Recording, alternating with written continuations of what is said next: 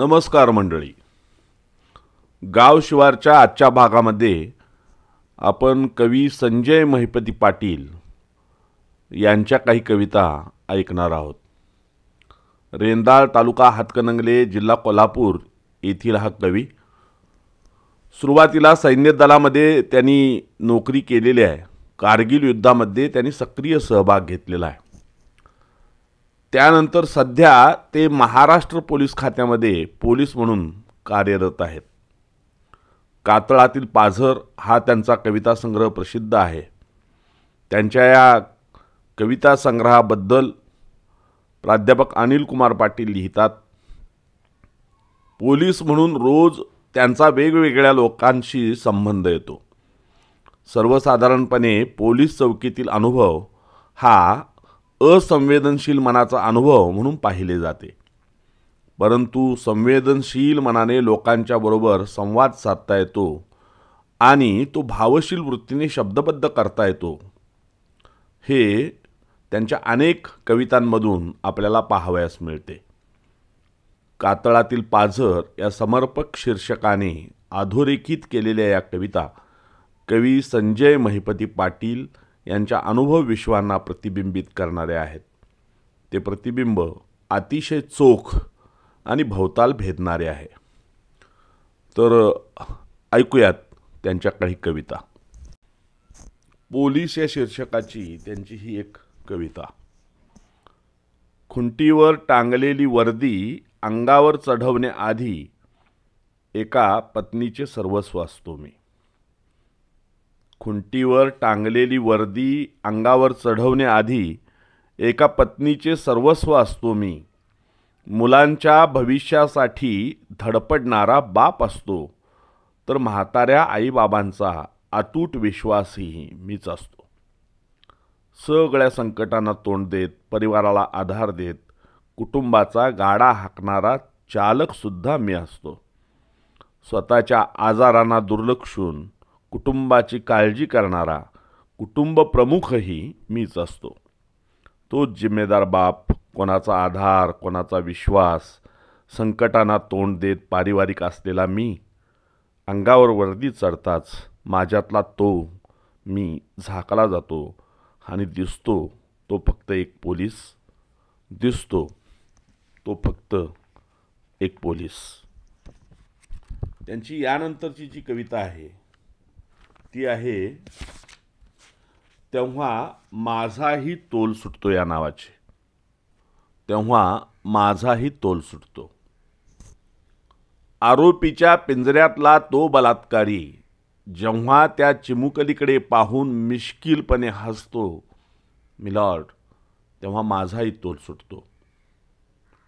आरोपीच्या पिंजऱ्यातला तो बलात्कारी जेव्हा त्या चिमुकलीकडे पाहून मिश्किलपणे हसतो मिलॉर्ड, तेव्हा माझाही तोल सुटतो.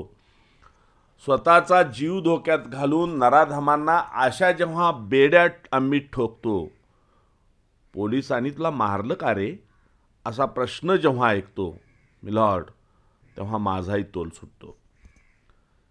तिच्या देहावर झालेल्या जखमांचे वर्णन कोऱ्या कागदावर जेव्हा मी लिहितो, तेव्हा माझ्या छकुलीचा चेहरा मला तिच्या जागी दिसतो मिलॉर्ड, तेव्हा माझाही तोल सुटतो. उलट तपासणीत तिचे जेव्हा पुन्हा कपडे फाडतो, पहाडासारखा बाप तिचा शर्मेनं चूर चूर होतो मिलॉर्ड, तेव्हा माझाही तोल सुटतो. खोटे साक्षीदार आणि खोट्या शब्दांसमोर जेव्हा माझा खरा पुरावा हरतो, निर्ढावलेलं तो जनावर जेव्हा परत मोकाट सुटतो मिलॉर्ड, तेव्हा माझाही तोल सुटतो. आमच्या हातातल्या हत्यारांवर कायद्याचा चाप असतो, म्हणूनच हल्ली मी माझ्या लेखणीलाच धार लावतो. पण मिलॉर्ड, ही धार व्यवस्थेवर मार असतो. मिलॉर्ड, माफ करा, माझाही तोल सुटतो. माफ करा मिलॉर्ड, माझाही तोल सुटतो. त्यांची त्यानंतरची जी कविता आहे ती आहे ऊब मायेची या नावाची. ऊब मायेची. गोठलेल्या सरहद्दीवर पहारा देत असताना आठवते ती आईला मारलेल्या मिठीतली ऊब मायेची. गोठलेल्या सरहद्दीवर पहारा देत असताना आठवते ती आईला मारलेल्या मिठीतील ऊब मायेची. आता मात्र या काळ्या कुट्ट अंधारात सुद्धा दूरवर अंथरलेली असते एक मोठी सफेद चादर बर्फाची. एक मोठी सफेद चादर बर्फाची गोठत चाललेल्या धमन्यांना देशभक्तीच्या अंगारावर जळत ठेवण्याची मला धडपड करावी लागते सततची. तरीही नजर रोखलेली असते सीमेवर, कारण शक येतो कधी आपल्याच गद्दारांवर तर कधी वाईट नजर असते परकीयांची. आई येईन परतून एकदा तुझ्या मिठीत घेण्यास ऊब मायेची. आई येईन परतून एकदा तुझ्या मिठीत घेण्यास ऊब मायेची. भलेही मला यावं लागेल मग ओढून चादर तिरंग्याची. भलेही मला यावं लागेल मग ओढून चादर तिरंग्याची. त्यांची यानंतरची जी कविता आहे ती सूर्योदय या नावाची आहे. सूर्योदय. कोरोना काळातील दिवसभराची ड्युटी जेव्हा रात्री उशिरा संपते, घरी जाताना मात्र का कोणास ठाऊक मनाची घालमेल सुरू होते. कोरोना काळातील दिवसभराची ड्युटी जेव्हा रात्री उशिरा संपते, घरी जाताना मात्र का कोणास ठाऊक मनाची घालमेल सुरू होते. घराच्या बंद दरवाजासमोर पाय घुटमळत राहतात बराच वेळ. वाटतं इथूनच परतावं एखाद्या निर्मनुष्य ठिकाणी. वाटतं इथूनच परतावं एखाद्या निर्मनुष्य ठिकाणी. मात्र दरवाजा उघडतो माझ्या नुसत्याच चाहुरीनं. न्याहाळते ती वरून खालपर्यंत.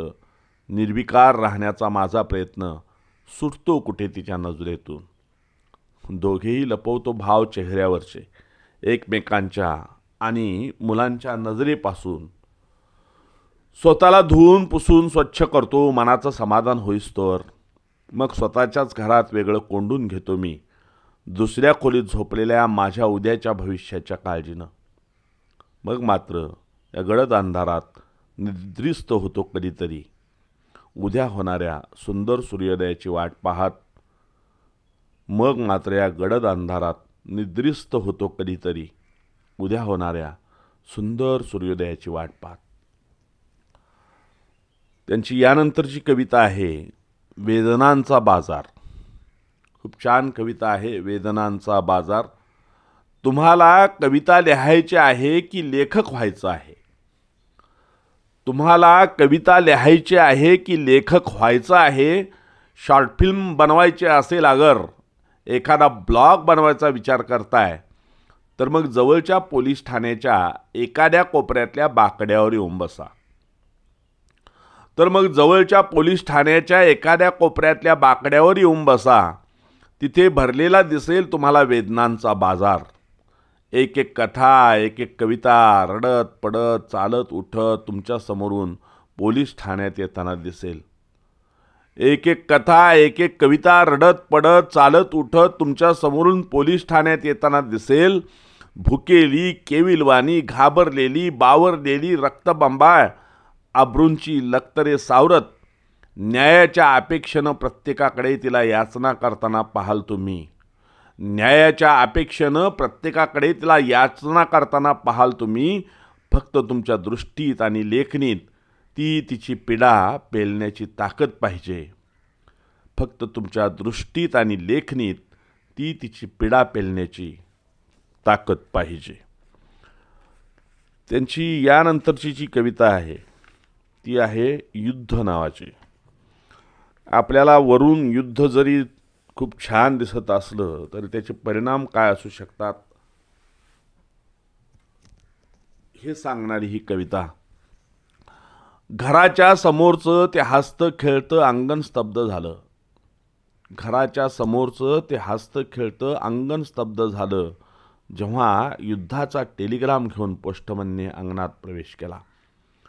बॉर्डरवर असताना धाडलेली ख्याली खुशाली घरपोच करणारा देवदूतासारखा तोच पोस्टमन आज यमदूतासारखा भासत होता. नातवंडांना भरवणारी आई, गोठ्यात पाणी पिणाऱ्या गाई, गुरांना चारा टाकणारा बाबा, अगदी अंगणातील लिंबावर झोके घेणारी चिऊ सगळंच जणू स्तब्ध झालं.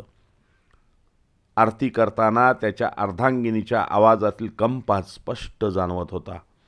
निरोपाच्या आदल्या रात्री त्याच्या मनात 2 युद्धे चालू होती, एक रणांगणातलं आणि दुसरं अंगणातलं. निरोपाच्या आदल्या रात्री त्याच्या मनात 2 युद्धे चालली होती, एक रणांगणातलं आणि दुसरं अंगणातलं.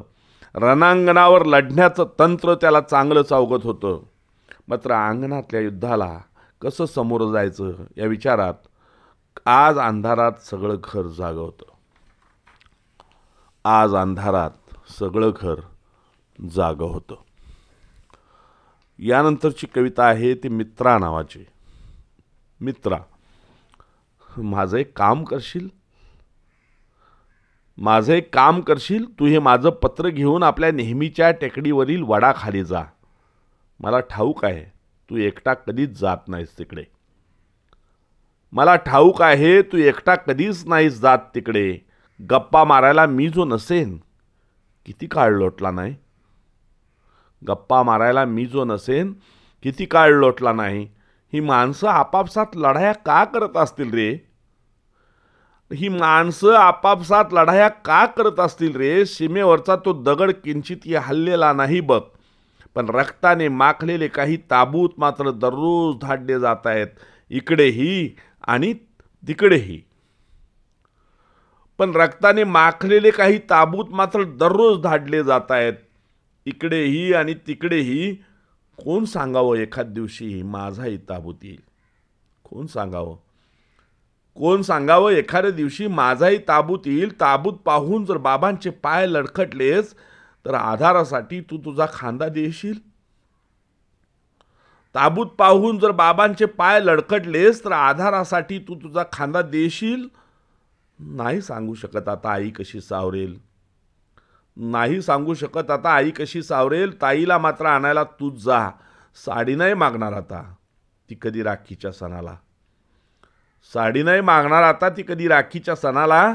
अधूनमधून माझ्या घरी एक चक्कर जरूर मारत जा. कधी ती भेटलीस तर सांग फक्त एक फूल व्हायला. कधी ती भेटलीस तर सांग फक्त एक फूल व्हायला. माफ कर मित्रा, तेव्हा मी मात्र नसेन रे तुला सावरायला. तेव्हा मी मात्र नसेन रे तुला सावरायला. धन्यवाद.